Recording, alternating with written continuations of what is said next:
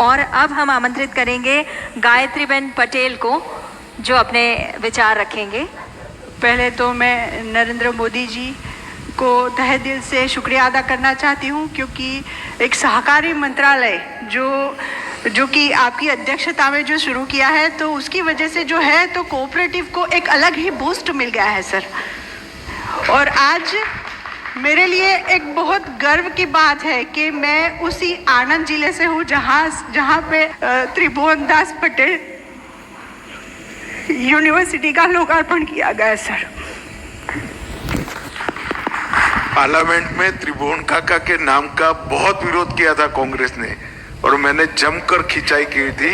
मैं उस इनके टाइम नाम पे से ही बहुत ताली बजाई थी सर। उस टाइम पे भी मेरी आंख में ऐसे ही आंसू आए थे। आप अकेली नहीं है, पूरे गुजरात की महिलाएं त्रिभुवन काका को आशीर्वाद देती है।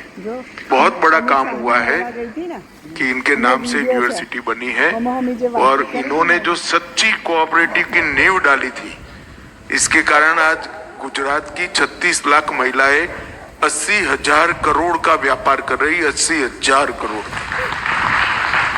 ये जो बहनें यहाँ कह रही ना 1 करोड़ का मैं दूध भरती हूँ, मैं 15 लाख का दूध भरती हूँ, 20 लाख का, ये त्रिभुवन काका न होते तो कभी न होता सर। और मैं गायत्री पटेल उसी अजरपुरा गांव से हूँ जहाँ से अमूल की पहली नींव रखी गई थी। और 1964 में जब हमारे भूतपूर्व प्रधानमंत्री श्री लाल बहादुर शास्त्री जी एक रात के लिए रुके थे, और फलस्वरूप एनडीडीबी की रचना हुई और श्वेत क्रांति की शुरुआत हुई। मेरी बात करूँ तो मैं बीकॉम ग्रेजुएट हूँ और डिप्लोमा इंफॉर्मेशन सिस्टम्स मैनेजमेंट किया है। मेरे पिताजी जो है तो वो मुझे वकील बनाना चाहते थे, और मेरी इच्छा थी कि मैं शादी करके फॉरेन चली जाऊँगी।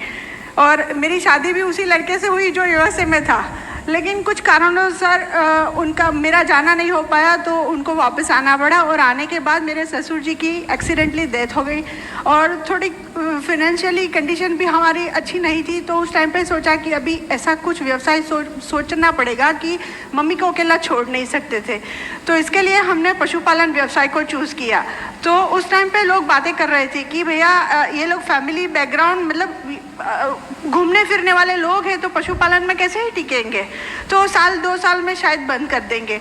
तो हम लोगों ने मैंने और मेरे हस्बैंड ने ऐसा काम किया सर कि गांव लोग भी सोचने लगे कि भैया हम लोग तो ये सोच रहे थे कि ये लोग कुछ नहीं कर पाएंगे। तो ये लोगों ने सच में साबित कर लिया कि पशुपालन व्यवसाय में ये बहुत आगे जा सकते हैं। तो उन्हीं लोगों ने मुझे अजरपुरा डेयरी कोऑपरेटिव सोसाइटी की अध्यक्ष के रूप में चुना। आपके पास कितने पशु है? सर मेरे पास 80 पशु है। 80 पशु है। हाँ।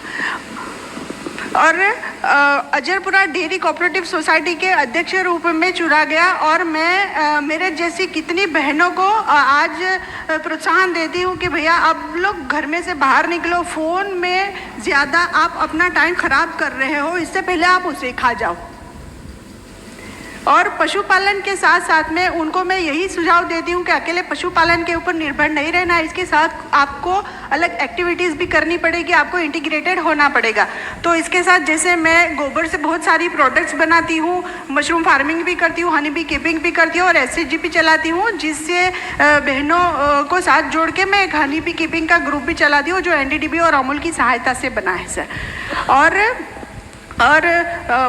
यही सब एक्टिविटीज़ के लिए आप श्री के द्वारा ही मुझे Indian dairy association west zone का अवार्ड भी मिला है सर।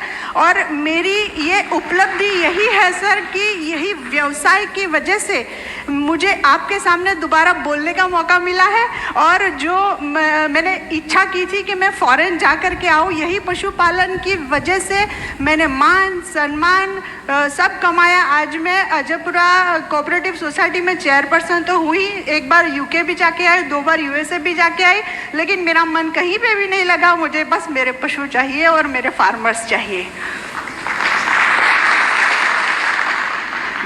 तो सहकारिता की